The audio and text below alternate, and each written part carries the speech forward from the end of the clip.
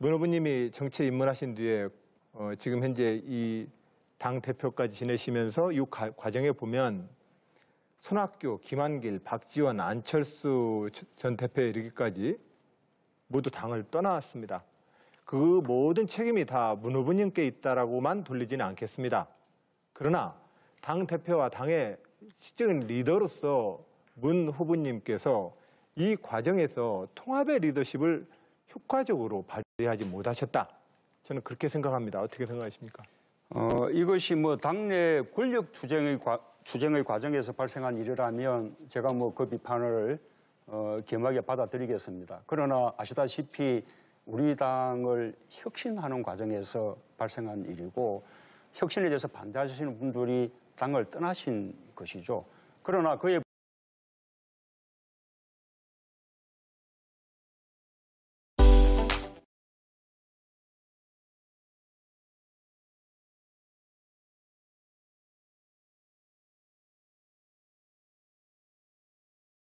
그래서 이건 안 된다. 이거는 당파나 정파의 문제가 아니라 여론조사의 정확성을 높이려면 안심번호가 최고라는 것을 저희가 확인했고 이미 안심번호는 택배에서 이미 쓰고 있습니다. 많은 시민들이 모르고 있지만 택배 회사에서 전화 올 때 택배 회사가 우리의 휴대전화를 알고 있는 게 아니라 안심번호를 통해서 연락하게 돼 있기 때문에 안전성도 보장된다라고 해서 그걸 했습니다.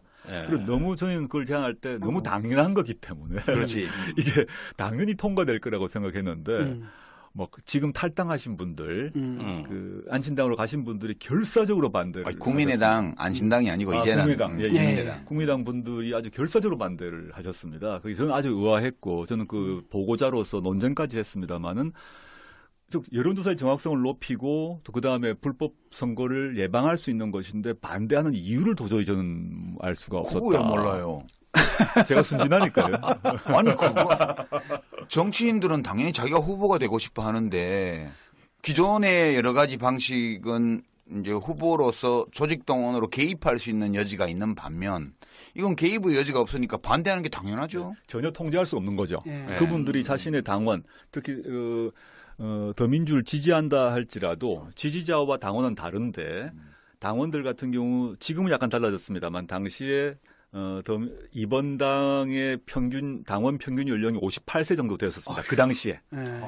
이제 그런 분들을 중심으로 조직 동원을 하기 때문에 당원 지지자 전체의 의사가 제대로 반영되기 힘들었는데 그분들은 오히려 그걸 원하셨다라고 저는 생각하고 있습니다. 그거야 너무 자연스럽죠. 저는 다 알겠던데 왜 반대하는지. 우리 여기 해설 다 했어요. 그래서 반대한다고. 그래서 제가 그 해설을 들었고요. 아주 뭐 명쾌히 파악하신 것 같습니다. 그러니까 이분들이 어쨌든 뭐 자신들이 한 짓이 뭔지는 알고는 계셨던 것 같아요. 당연하시죠. 아주 또 영리하신 분인데. 안심번호의 가장 큰 특징은 기술적인 설명은 치우더라도 핸드폰을 기초로 해서 여론조사를 한다는 거고 그다음에 조직 동원이 전혀 개입될 수 없는 건 아니지만 거의 개입될 수 없는 그런 맞습니다. 기술적 과정을 거치기 때문에 그리고 또 이제 이 응하는 분들이 본인의 인적 사항이 노출될 우려 를 하지 않아도 되고 이런 것 때문에 이제 좋은 점인데 새누리당에도 반대하는 사람들 있잖아요. 지금 새누리당에서 반대하는 그룹이 진박 그룹이 반대하죠.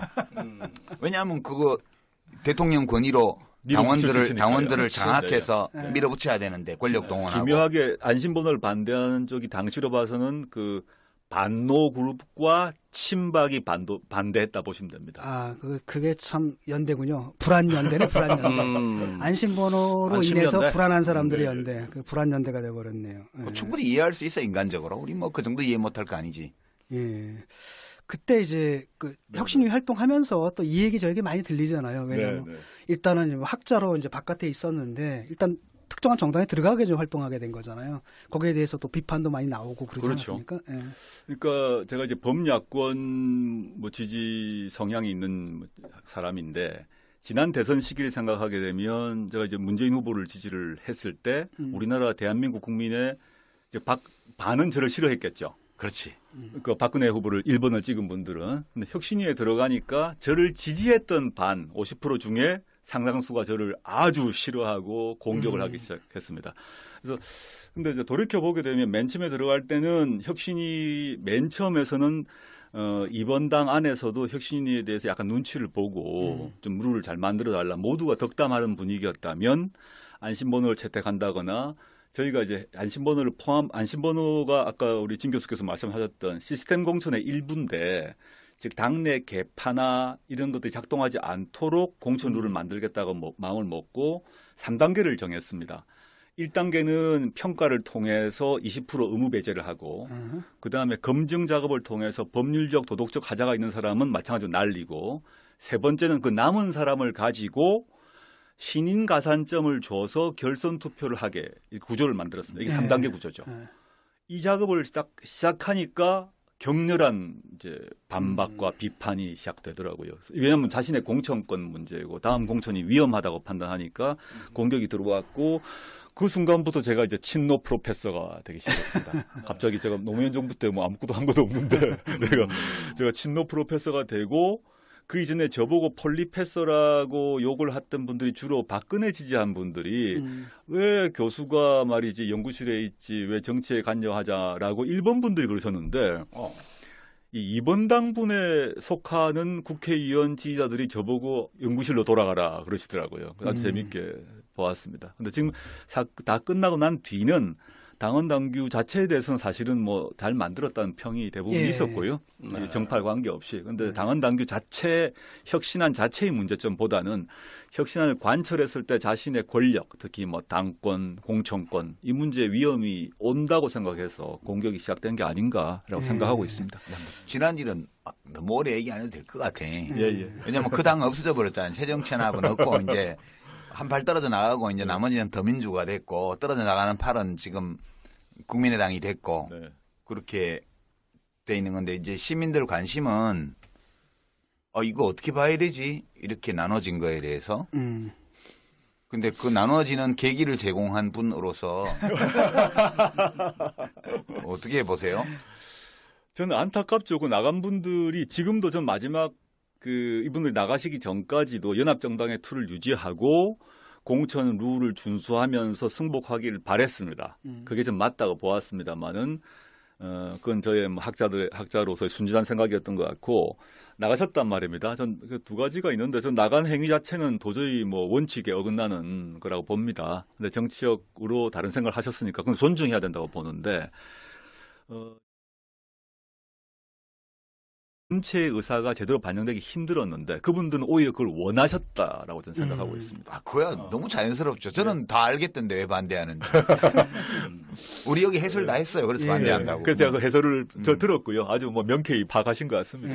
그러니까 이분들이 어쨌든 뭐 자신들이 한 짓이 뭔지는 알고 계셨던 것 같아요. 당연하시죠. 아주 또 영리하신 분인데. 안심번호의 가장 큰 특징은 기술적인 설명은 치우더라도 핸드폰을 기초로 해서 여론조사를 한다는 거고 그다음에 조직동원이 전혀 개입될 수 없는 건 아니지만 거의 개입될 수 없는 그런 맞습니다. 기술적 과정을 거치기 때문에 그리고 또 이제 이 응하는 분들이 본인의 인적 사항이 노출될 우려를 하지 않아도 되고 이런 것 때문에 이제 좋은 점인데 새누리당에도 반대하는 사람들 있잖아요.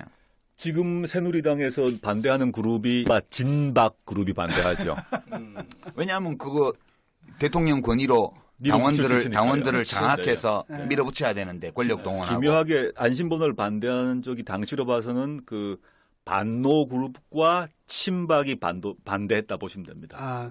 그게 참 연대군요. 불안연대네, 불안연대. 안심번호로 인해서 불안한 사람들의 연대. 그 불안연대가 돼버렸네요. 충분히 이해할 수 있어, 인간적으로. 가지고 신인 가산점을 줘서 결선 투표를 하게 구조를 만들었습니다. 이게 3단계 구조죠. 이 작업을 딱 시작하니까 격렬한 이제 반박과 비판이 시작되더라고요. 왜냐하면 자신의 공천권 문제고 다음 공천이 위험하다고 판단하니까 공격이 들어왔고 그 순간부터 제가 이제 친노 프로페서가 되기 시작했습니다. 갑자기 제가 노무현 정부 때 뭐 아무것도 한 것도 없는데 제가 친노 프로페서가 되고 그 이전에 저보고 폴리페서라고 욕을 했던 분들이 주로 박근혜 지지한 분들이 왜 교수가 말이지 연구실에 있지 왜 정치에 관여하자라고 일본 분들이 그러셨는데 이 2번 당분에 속하는 국회의원 지지자들이 저보고 연구실로 돌아가라 그러시더라고요. 아주 재밌게 보았습니다. 근데 지금 다 끝나고 난 뒤는 당원 당규 자체에 대해서는 사실은 뭐 잘 만들었다는 평이 대부분 예. 있었고요. 정파에 관계없이. 근데 당원 당규 자체 혁신안 자체의 문제점보다는 혁신안을 관철했을 때 자신의 권력, 특히 뭐 당권, 공천권 이 문제의 위험이 온다고 생각해서 공격이 시작된 게 아닌가라고 생각하고 있습니다. 지난 일은 너무 오래 얘기 안 해도 될 것 같아. 예. 왜냐면 그 당 없어져 버렸잖아요. 새정치연합은 없고 이제 한 발 떨어져 나가고 이제 나머지는 더민주가 됐고 떨어져 나가는 팔은 지금 문 후보님이 정치에 입문하신 뒤에 지금 현재 이 당 대표까지 지내시면서 이 과정에 보면 손학규, 김한길, 박지원, 안철수 전 대표에 이르기까지 모두 당을 떠나왔습니다. 그 모든 책임이 다 문 후보님께 있다라고만 돌리지는 않겠습니다. 그러나 당 대표와 당의 실질적인 리더로서 문 후보님께서 이 과정에서 통합의 리더십을 효과적으로 발휘하지 못하셨다. 저는 그렇게 생각합니다. 어떻게 생각하십니까? 이것이 뭐 당내 권력 투쟁의 과정에서 발생한 일이라면 제가 뭐 그 비판을 겸하게 받아들이겠습니다. 그러나 아시다시피 우리 당을 혁신하는 과정에서 발생한 일이고 혁신에 대해서 반대하시는 분들이 당을 떠나신 것이죠. 그러나 그에